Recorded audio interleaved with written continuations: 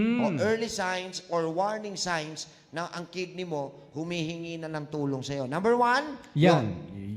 If you Pagod are ka, pagod more ka. tired, have less energy, or are having trouble concentrating, isa po yan. pangalawa, You're having trouble in sleeping, nahihirapan ho kayo matulog, senyales din po yan ng kidney problem. you have a dry and itchy skin, Ayun, tuyot, no? At medyo makakatinan na ako. Ibig sabihin, bakit? Bakit may Matutuyot kaugnayan o ano? yan?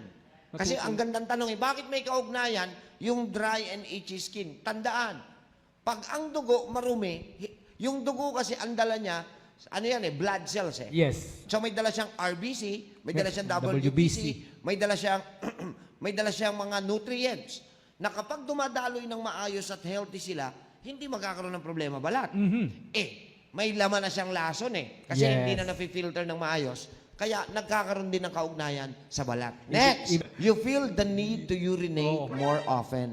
Ibig sabihin po nun, gusto na magtulak ng kidney mo ng waste palabas para ma-urinate mo. So bakit niya gusto magtulak? Marami ka ng lason. Yun. Next. You see blood in your urine. Talagang sign na yan na may problema na. Maaring sa ureter, maaring sa kidney itself. Next. Okay. Your urine is foamy. Yung mabula. Yun, sobrang bula. Bula. Next. You're experiencing persistent puffiness around your eyes. Yan yung parang namamagana, yung paligid ng iyong mata.